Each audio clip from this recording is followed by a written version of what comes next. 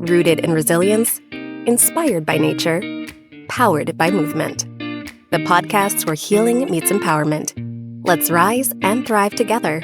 And now, here are your hosts, Scott and Melissa. Hey, everybody. We just wanted to pop in and let you know about our Sedona Soul Retreat coming up in June of 2026, June 2nd through the 6th in Sedona, Arizona, where we're going to have it at. The Briar Patch. This Beautiful. It's just this amazing little nugget. Yeah. In Sedona, where you think the big red rocks, which you'll see those, of course, but then there's this little sanctuary of green.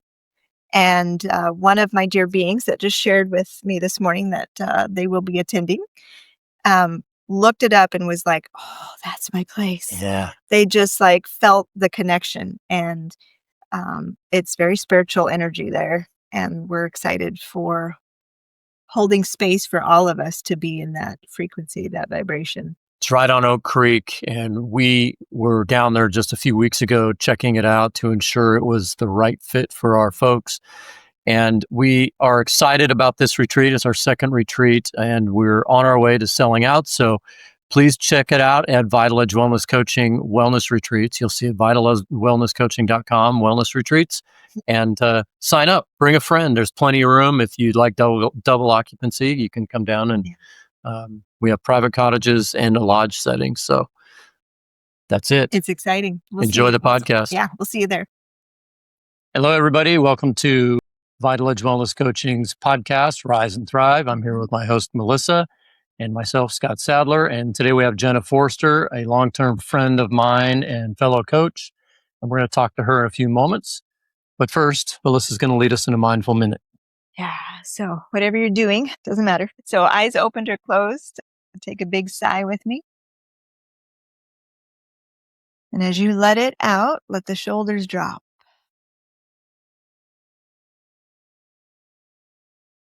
And if at all possible, I'm going to have you do a little movement, a little roll of the shoulders, just even if it's just a little back and forth or up and down or a little circular motion. And please do this with a relaxed jaw and soft tongue. And the next time they go around, let the shoulders stay a little bit more toward your backside.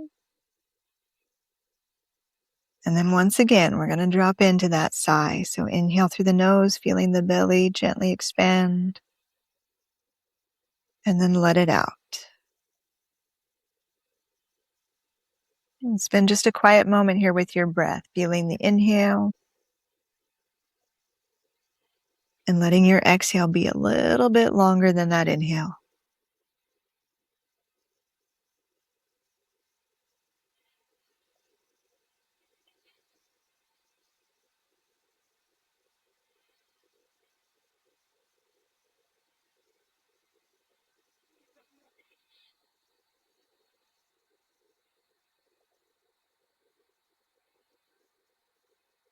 And even as you breathe, feel once again a softness over your face. The shoulders drop down even a little more.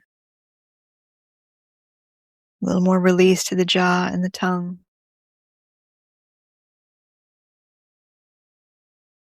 And in these few moments, you just offered a little calm to your system, a little safety reminder, a little present moment reminder.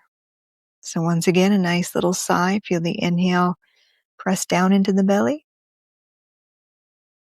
And the exhale, you get to just let it go. And you're welcome to open your eyes if they are closed. All right. Thank you. Yeah, you're welcome. I like the midday breaks. We need to do a podcast every day so you can lead us through that. We'll do it every day.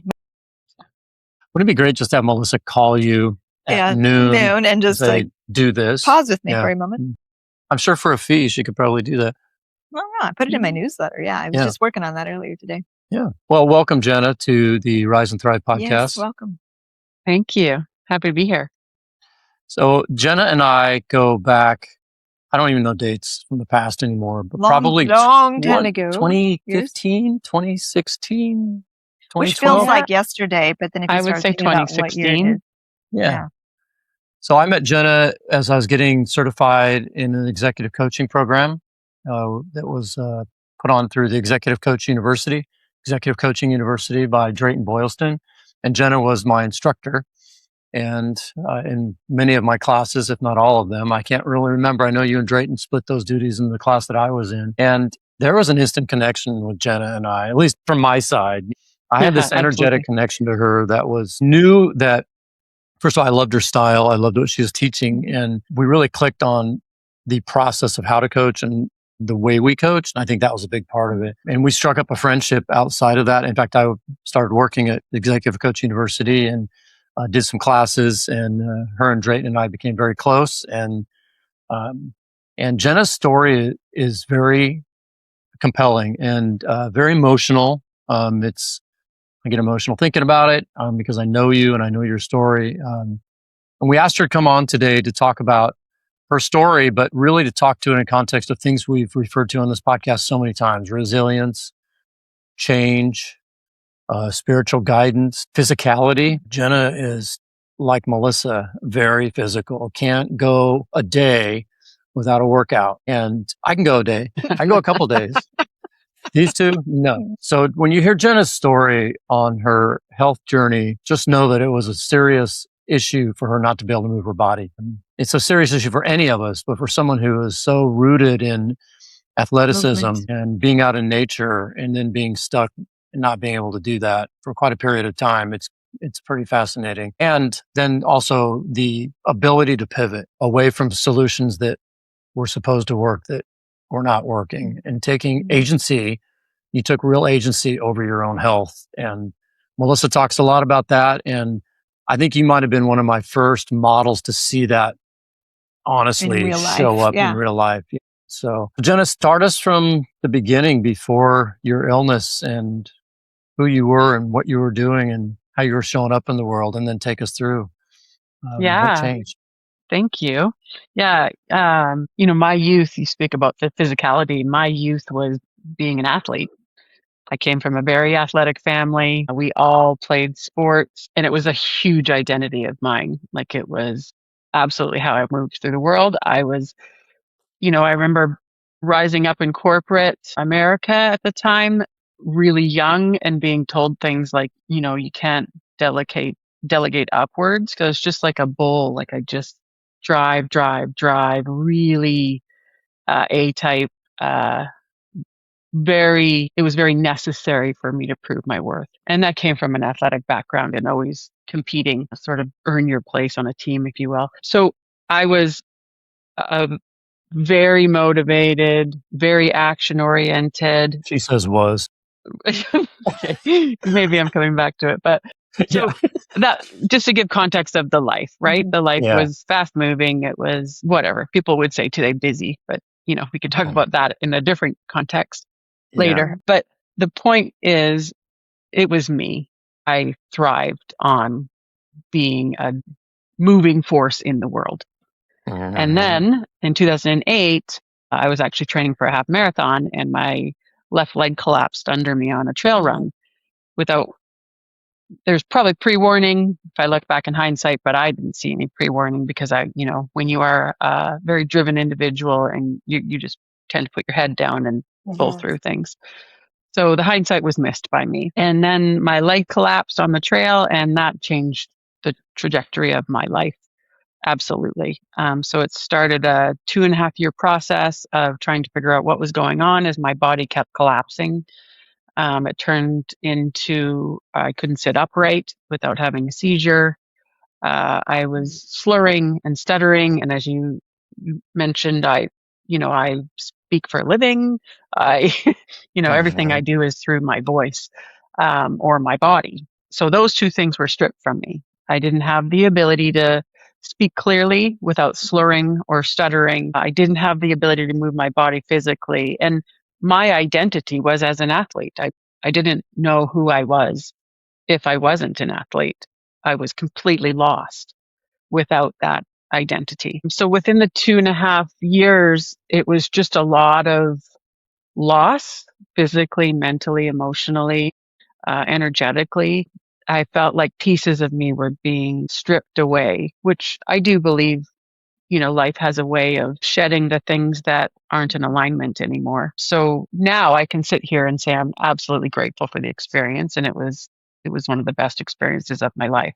Do I want to do it again? No. Oh. But but it was life changing, the whole situation. So it was a 15-year journey for me, going from the worst that I was, which was unable to walk, unable to sit upright for long periods of time, absolutely couldn't work. I've lost 2 houses in the mix. I was a single parent to 2 small children, which I could not care for in any sense. And so there was just with a lot of things that happen in lives for people, we lose things, right? And we have to deal with that grief and the confusion that comes with it and the lack of understanding around why is this happening. And I was very much, it was happening to me. I was a victim to a disease. My disease is Lyme disease. I still technically have it. I just manage it well, but it's a tick bite that causes that. So I was a victim to this situation. And I really started to embrace victimhood, and it got pretty dark, absolutely. And if I didn't have children, I probably wouldn't be talking to you today, in all honesty. So moving forward, we go through this process of loss after loss after loss, and my body failing me over and over and over again. And then I had many moments, but one really pivotal moment. I was actually I was desperate to find a doctor that could help me, because it was, 25 specialists, 2.5 years. I couldn't get any answers. Nobody could figure it out. It's a tricky disease. It's hard to diagnose. It's hard to treat. And so I couldn't coming from a place where I fixed problems. Like, I was driven, I fixed problems, I saw what needed to happen, and I did it. And then that just wasn't there. I couldn't fix a problem. I couldn't figure out what it was, which is another lesson for me in my life. Eventually, I started to meet some doctors that were helping me. One was a Chinese doctor, and he said to me, if you think about this parasite like a mold you would find in your house, what is it about the environment that's allowing it to bloom? Yeah. I love And that. at first, of course, that knocked me sideways because I was in a victim mentality. But that statement became how I ran my life from then on out. And so I had to look at all levels of me and see what my environments were, what my thoughts, patterns, behaviors, habits, all of the things that make us who we are. What were they, and how were they perpetuating this need for my power to be taken from me? This power that I absolutely thrived in growing up and as a young adult and having success in corporate. It was all power based. And then I get the gift of a disease that takes all of my power away. Great lesson, because I had to learn what power truly meant to me and how to get it back. So I want to pause there because I don't know if there's any additions or questions that are popping up. I don't want to just speak over those at all. Well, my first thought came up is what you just said about power is almost like life said, here's an opportunity to redefine what power is for you. It really is. And what came out of it is, for so long in life, I was self-handicapping myself. So I would have a certain level of success, and then I would sabotage it in some way, not to maybe an outsider's view, because I portrayed a certain image, but I knew that I was doing that. And then I get a disease that physically handicaps me. It's an interesting dynamic that life does. When we're really paying attention, it brings forward the things that we're here to shift or shed or learn or understand. So I had to understand who I was, release the identity, and then understand who I was, if you will. Yeah. So Jenna, this is such a rich topic. So many nuggets You right there. presented this so well. You've really put a focus in these comments today on how grateful you are to have gone through the experience. And you're very clear too. Been there, done that, don't need to do it again. Right?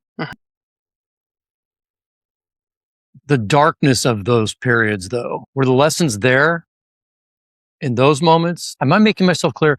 At what point did you go, I see now that I'm changing and I need to pivot toward that change and not try to stay with what was? Was it in one of the darkest moments, or was it a culmination of these moments where did you physically start feel better, where you're able to actually see and feel better to see it? I'm curious about that process for you. Mm-hmm. I absolutely wasn't able to see it. My body was still failing me on a pretty regular basis. And every time I would try to jumpstart again, because I was physical, I'm a physical person. I use movement to shift energy. I use movement to calm everything. I would try again. I'd be like, oh, okay, I'm going to start to go. I think I can go walking, or I think I can take a yoga class, or I think I can, do something physical. And then I would collapse again. I would faint in class, or I would fall down on my walk, and then I would get incredibly frustrated because I couldn't understand why my body wasn't doing what I needed to do, because I wasn't listening to it. This gift of this disease taught me to listen to my body in a way that I don't think I ever would have without the experience of this disease. I was very head body, not connected at all. I was right. And so I had to learn all of that, because the other thing that happened is, even after I got a diagnosis and we get a blood test to prove Lyme disease and co-infections, nobody really knew how to treat it back then. Yeah. So I'm a researcher by nature. I just like to drill into the things that I believe in, or I like. And so I had to learn all of the facets of healing. So mind-body connection, neurology, neuroplasticity, nervous systems, how things respond. I had to learn all of these new things. I don't think I would have learned those or taken the time to learn them if I didn't have this disease. So to answer your question, Scott, it was consistent in the little micro moments of ahas, or not even as big as ahas, just little shifting, turning of dial in my awareness. And it was an accumulated time that this is a 15-year journey took for me to get to here, sitting in front of you guys in this physical body that I'm in now. So it didn't happen. I think one of the things that we can fall into is we look for light switches. We look for quick fixes. We look for answers, usually outside of ourselves. And I absolutely did that. I was looking for anybody that was the firefighter in this situation that was going to save me. I couldn't understand why a doctor wasn't telling me what it was, how to solve it. Like, I wanted the play out of that. That's not how it works.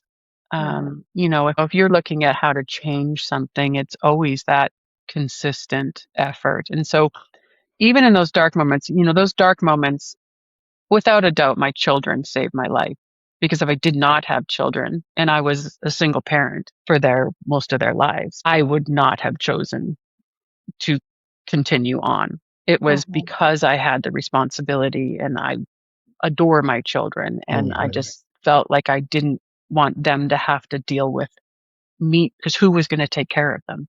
Who was going to love them to the level that I loved them? I couldn't see anybody else being able to do that or wanting to do that. So there's no way I could have left. So I'm not sure those moments were any kind of opening for me. It was more of maybe a reality for me that wasn't a choice I was willing to make, because I couldn't do it to my kids. So slow, steady moments of realization. I'm still having them. Yeah, I'm sure it's a habitual thing now. It is. You're seeing it more, and you're open more, and Well, a whole new relationship got developed with your body. So even though you were physically active from that competitive view, right, it still was in your head for the most part, right? That drive, Absolutely. and this like brought that union, the mind and body together, to realize that it's more of a thank you to the body versus what the hell are you doing to me? And that Exactly. shift Why are that you doing happened. this to me? Yeah. Yeah. I was angry. I was very angry Yeah, at my I can body imagine. because why aren't you doing what I want you to do? And what we've always done. Yeah. Right. That's what the brain knows, is to look back of like, why can't, that's where I see a lot of my clients. I contract with the clinics as well. And so a lot often will get stuck in the pain, right? Stuck in the past of what they used to be able to do, and helping people come to that, which it sounds like such a cliche to come into acceptance, to actually change and grow. But that connection to feeling like I, can't control my body and it's doing these things, and they feel lost. And just had that discussion right before this in class. One of my dear beings is feeling very lost in defining who she is, and how to turn to caring for herself. And so she just knows how to pour love on her kids and family members, but she's sacrificing herself. And so it's like that redefinition, and to be okay with the moment, to be like, I just got to pause right now and be with all the discomfort, which of course, famous phrase, easier said than done. Yeah, we want to avoid that, Right. Or something just to fix it or figure out what's wrong, or the attachment to the outcome of some kind of solve. Yeah. And then there's an identity piece, right? Anytime we want to bring on something new, whether it's new health, anything new, we have to have the identity that matches that. So when you're talking about wellness and people that are dealing with maybe a lack of wellness, there's a loss of identity, because now you're not, for me, I'm not that person anymore. Right. I don't know who I am. So then there's a piece where you're completely lost, and that's where the pain just becomes the focal point. And then the pain becomes, I want to say, the reason, but I don't quite mean that. It just becomes the catalyst that sort of locks us down, because moving or sometimes breathing for people just becomes dangerous, right? For them in their mind, because the level of pain that kicks in when you're doing it. And then if you've had an illness for a long time, that's the identity. Yeah. And the pain is the identity. Exactly. Exactly. Right. And we stay in that identity. And then for me, I had to decide, okay, can I put that identity of being a sick person, of my illness, down? Like, can I do the same process out of it that I did going in it? And that's a tricky dance. Yes. Right. It becomes who you are. Because it's present all the time. Pain is present all the time for someone that's dealing with that. Yeah. Or a lack of movement, or a lack, whatever somebody's dealing with. And so it's another redefinition to be, what am I without the pain, as it starts to shift. I'm struck by, we're talking a lot about the body and the pain and the shifts you've had to make psychologically. It sounds like a lot of ego deaths happened along the way. Eckhart Tolle talks a lot about the ego death. Thich Nhat Hanh talks about the ego death. So many people talk about the death of the ego. And talk to me a little bit about egos, maybe. How many of those had to change, and what is that process like? On top of, for me, that seems to me, not been through your experience, that might be the hardest part, aside from physical pain, is checking that ego and letting that cave in on itself so your true self can emerge. Yeah. It's kind of like the visual of going into a dressing room and trying on all of these clothes, but none of them fit anymore, or they're not your style, or you've changed how you want to present yourself to the world, and you don't quite know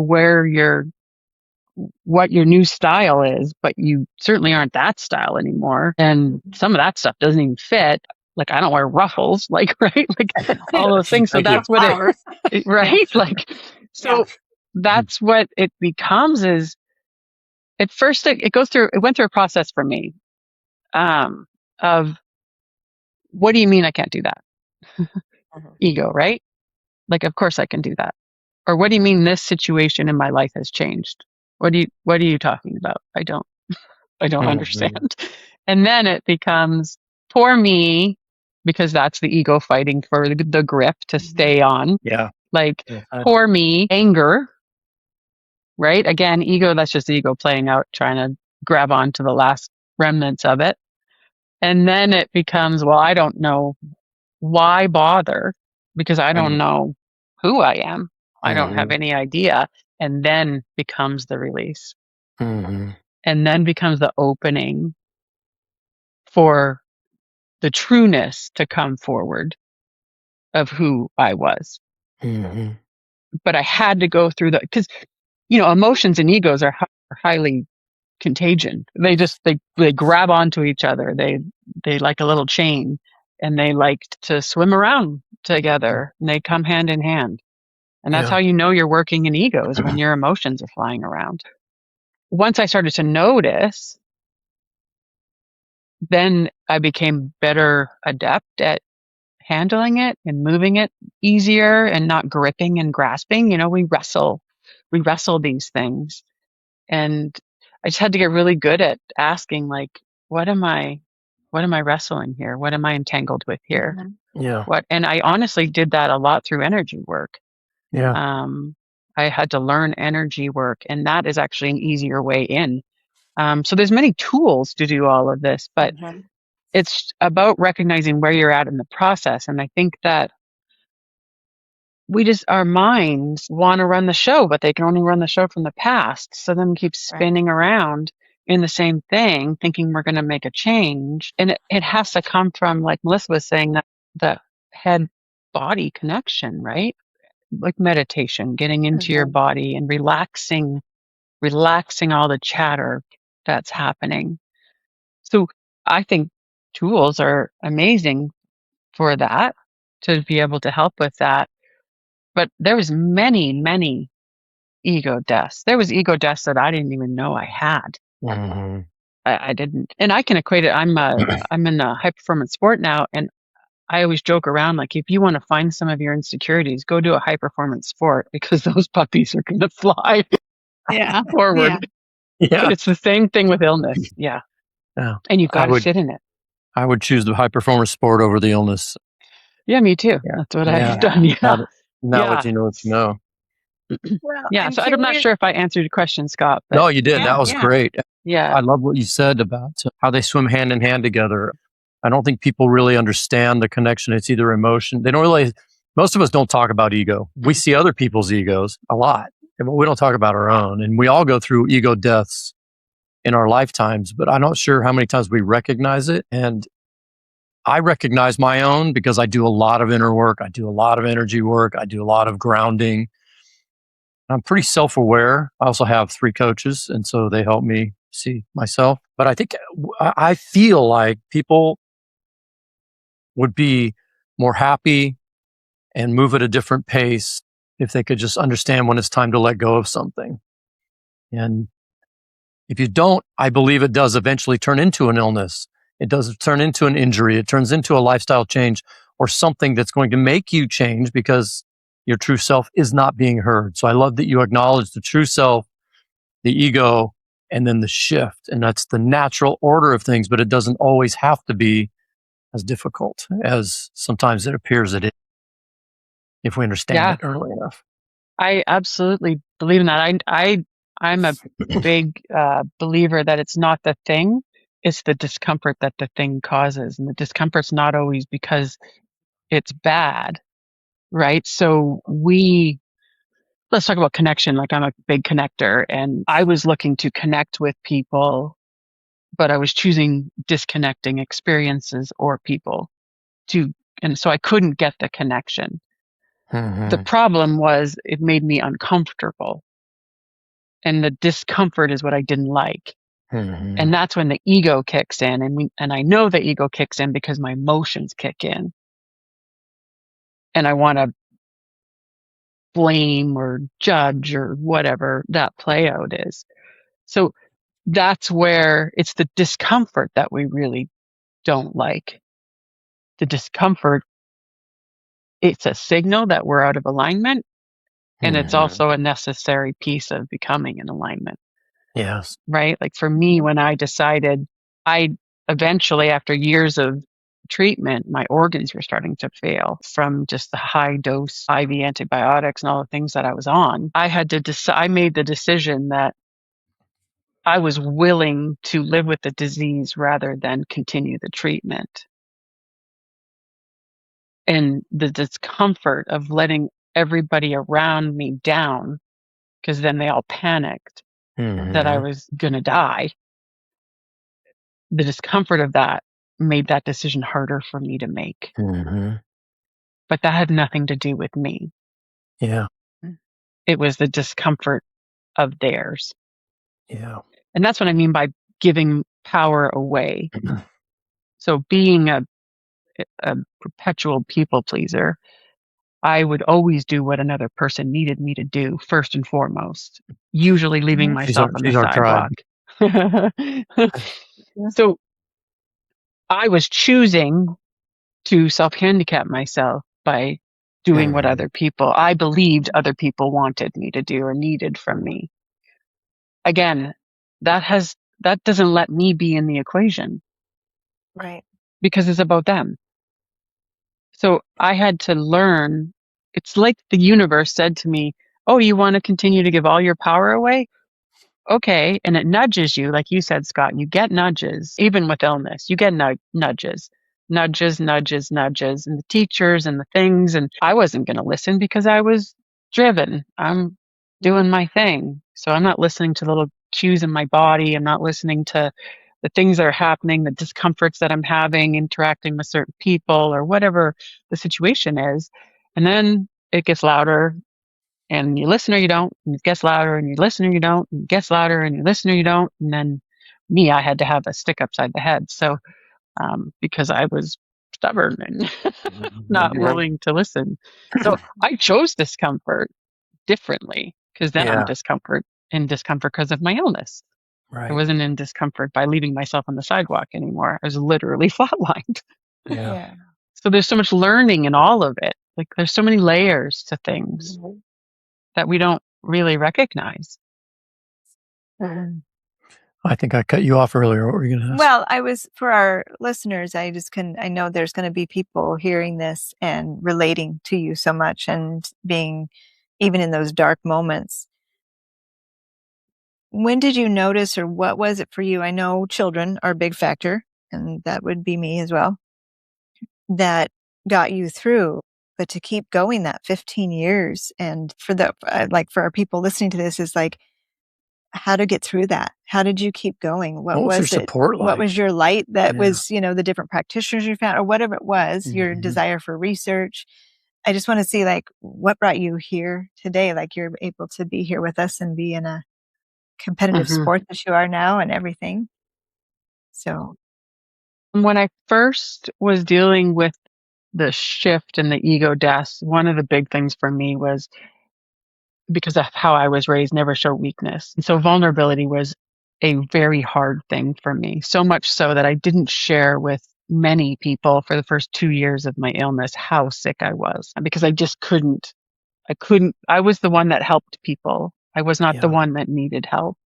So there's a process of letting people in, like you say, the resources. If I didn't let people in, then I couldn't get any help. So we tend to try to be stoic and I can manage this on my own, or I can just sort of muddle through this and I'm sure it's going to pass, because I've never experienced anything that doesn't pass. And so vulnerability was a huge piece for me. And then once I was able to be a bit more vulnerable with the people, like tell people how my health was, tell people that I needed some help, then that opening of that allowed certain practitioners to come in. People like my family now came in to help. So that was the first piece for me, is we don't need to do this on our own. We can ask for help. And then that allowing, that permission piece is usually pretty big in opening the door. And the other thing I did is I made an agreement with myself that, okay, if I'm going to stick around, then I'm going to be open to any kind of treatment there is out there. I'm not going to have opinions on what works and what doesn't. I'm going to be willing to try anything. So there was a great deal of energy work, body work, nutritional work, mental work, right? We have all the levels we work on. We can't just face something one way. We have to face it many ways.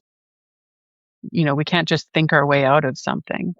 We actually have to change the nervous system that backs up the thoughts, that's causing the thoughts, right? That's impulsing the thoughts. So there's layers to it. I can't put my finger on one thing that healed me to the level I am now.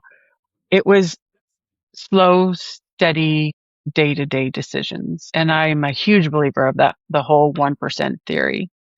It's because if we're truly going to change our circumstances, we truly have to change our identity, or else we're working against biology.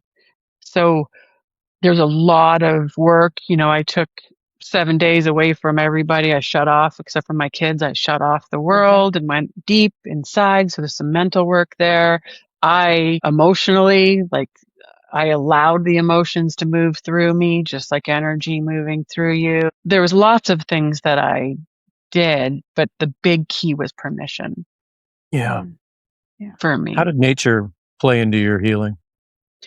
Because I know it did. It's such an interesting thing. So I've always been very driven in nature. I raced mountain bikes. I was a hiker. I owned a gardening business. I'd rather be outside than inside. And then I found it really fascinating that what takes me down is a tick bite in nature, which takes me out of nature because I can't walk on terrain that isn't solid. It's still an issue for me on my mobility is walking on uneven terrain. So that's such an interesting play out she there. lives in God's country. She lives in Vancouver. I do. I live in the most beautiful so place. That is really difficult to be indoors to look outside. Yeah. So, but that's what brought me to the sport that I do now, which is paddling, because I had to be outside. I get such a feeling of content and calm and aliveness in nature that I had to figure out a way that I could be in nature, because I couldn't just lay in bed in four walls anymore, right? So I would have somebody brace me. My kids would brace on either side of me and wander me out to sit on a bench just to be by the ocean, because I live on an island. So I thought, well, how can I be in nature?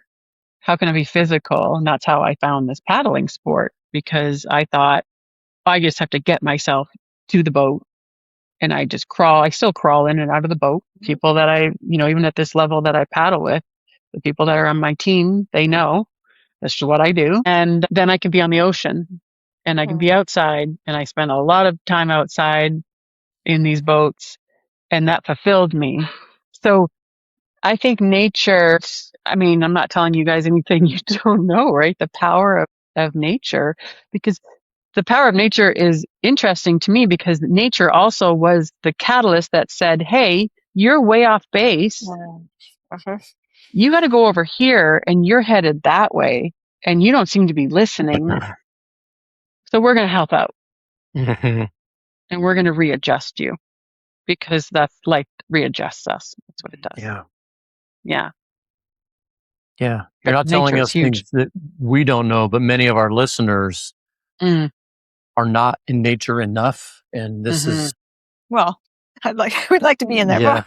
Well, that's same here. And like you, I get healed every time I step out into the forest or into the trees and on my backyard. Just get your feet on the earth, right? Or in the water. And it's a big part of who we are in our conversations and in my coaching work.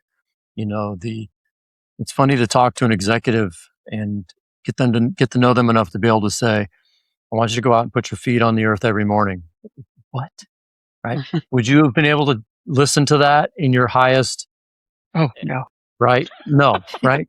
But it is starting to change now. People are actually starting to listen to this and understand the importance of being electrical beings and connecting to the grounding source that we live on. And it seems so basic to me, but I digress. I think it is nature heals a lot more than we give it credit for.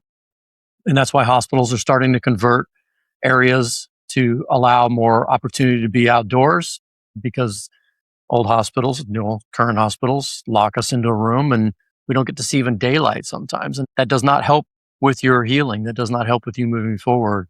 And I know you used a lot of nature on your journey and shamanic work and working with practitioners who use nature. And I'm a huge proponent of that. I use that a lot in my own life. And I'm encouraging everyone listening to reach out to us if you want some practitioner names. But we really believe in the healing powers of incorporating nature into your journey. So I want to be Yeah. sure we brought that up today. Yeah. And it doesn't have to be a heavy lift. Mm-mm. It can be, I was in a situation where I would need help to even get outside. And then I would just be Just be placed outside. just to be outside, right? Because Mhm. there is a whole level of healing that happens when you are outdoors near grass or trees or something living, right? Energetically, emotionally, right? Like if you're talking about relaxing importance around things and not gripping onto things, well, go stand next to a tree and you're going to see a perfect example of that. Yeah. Like if people got more curious about nature and the inner workings of nature, it's fascinating. It's so powerful. Yeah. And why wouldn't we want to be part of that power? Right? That's true, like earth power in a positive way. And we get to be part of it just by taking our shoes off and standing on the grass. It doesn't have to be, I got to hike an hour and a half or I got to do a retreat for like those 10-day kayak retreats or whatever. It doesn't have to be as extreme. It can be these small, steady, incremental things with everything you go outside in your backyard, it's a win. You've won that day. Do that the next day, you've won again. Right. That's right. Right. Well, Like that's why it I love doesn't your notes have about to. the small steps. Yeah. And that's, and to actually let yourself celebrate that win Yeah, without adding the story of it's not enough or, exactly. how could this help? Let that go and just be in Exactly. that moment and say, I did it. Yeah. And then Yeah. you add to the next moment. Yeah, exactly. It's like any kind of thing or, we're such a society that's driven on goal setting, right? And if goals are great, they're directional though. They're Right. just like, I want to go there. I want to go in that direction. And they also come from the fact that I'm not enough as I am now. So I need to get over there. Yeah. But if we can strip all that away and just get the small wins, and that's what I did, back to your question of what did I do? It's the small wins. I sat up for longer than 20 minutes today. I'm win. Like that's a win. Mhm. And so we could incorporate that in everything and just take the small wins instead of these large, lofty. It's great to have direction. It's great to have goals and all of the things, but they're just direction. Yes. I'm a systems person. You have to have the systems in place to make the goal something that's going to happen. It's not the goal, it's the system. But if you look at everything like that, nature's like that. Nature is systems, right? Mhm. There's That's right. systems at play. We're a system. We're a bunch Emotionalist of systems, by the way. Nature's an right, emotionalist. It's just a system. It doesn't care if it's cold or hot or a branch falls off a tree. Tree's like, it's part of the process. right. Yeah. And when like added story. neutrality is No. king, Yeah. like Right. neutrality. Talk about ego death. Go neutral. Yeah. Yeah. Exactly. Well, nature's neutral, like you Mhm. said, right? It's Yeah. not full of emotions. So why wouldn't we use it as one of our tools? Yeah. I think I know we're getting close to time here, but I think it's important to acknowledge that the society humans have built have messaged us away from grounding in nature and being neutral and being present. It's, you got to be this on Instagram, and you've got to be this in corporate, and you have to be this because of the peer group you don't want to lose, or you want to be in the club. And we have built over hundreds of years these false dynamics.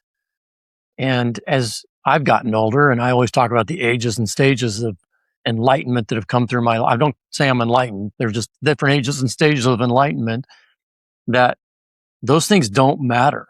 It's bullshit. And yet we have to have money, and we have to have certain things that we have to do in order to live in society. But there's a lot of that we can drop that don't matter. And I'll just leave it there for now. But that's another whole podcast. Maybe we'll have you back to talk about that, because I know I could see your body. You're like, oh, I want to talk about this. Because you've lived it as a practitioner. And I know as a coach, you work with a lot of people who are currently living, trying to figure out what's wrong. This isn't what I thought it would be. Why am I not feeling like I thought I would feel when I got this promotion, this title, this geographic location, this brand new house, whatever? I'm not feeling like I'm happy like I thought I would be.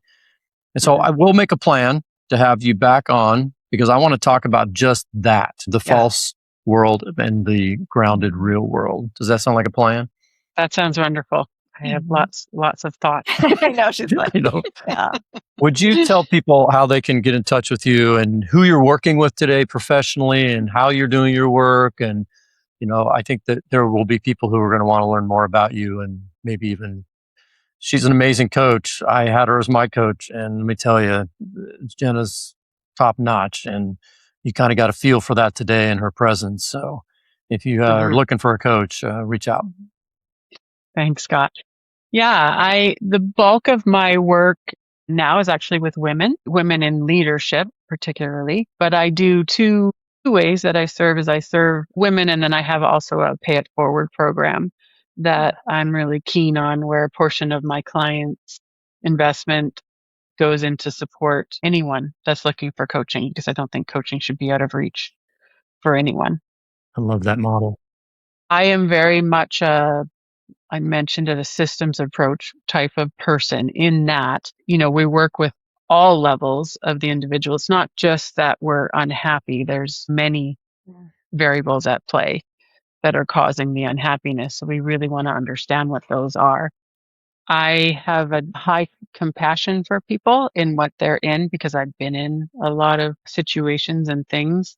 So I really want to meet people where they are. That's very important to me. I talk about things like energy and energy management, and how we can shift ourselves mentally, emotionally, physically, spiritually, so that we can really make these small incremental changes on a consistent basis. That's my thing, right? And what systems you can put in place for that. So I work over the phone, which allows me to work worldwide, and I really enjoy the process of working with women right now, just to help them move through any kind of needing to prove, or enoughness, or things that can kind of get stickier in the way of achieving the things that we want to achieve. So I have Instagram handle called Your Inner Game. I have a website. It's J Forster and Associates. Yeah, I'm happy to chat with anyone, and I just want to serve. I'm here. I've been doing this for 23 years, so I'm very keen on now it's time to just serve. I love that. All of her information will be in the show notes, so you can find her there. And we'll talk to you soon about having you come back to talk about these other huge components of your healing that other people's healings are blocked by, I think. And I think I just want to get into it now. It's such a big topic. Yeah. And just as a reminder, before we let everybody go, about our upcoming retreat in June 2nd through 6th in Sedona, Arizona at the Briar Patch Inn. We are almost sold out. We're so excited. We have 4 spots left. And by the time you hear this, maybe we'll have less than that. But check out our website at vitaledgewellnesscoaching.com retreats and sign up if you're interested, and keep an eye out for future retreats. And in the meantime, take care of each other, and don't forget to take care of yourself. And we'll see you next time on Rise and Thrive. All right. Thank you, Jenna, for being with us, and namaste. Thanks for tuning in to Rise and Thrive, a podcast by Vital Age Wellness Coaching. If you found this episode meaningful, please rate, review, and share it with someone who might need it. For upcoming retreats and to join the Vital Edge Wellness community, head to vitaledgewellnesscoaching.com. Let's rise and thrive together.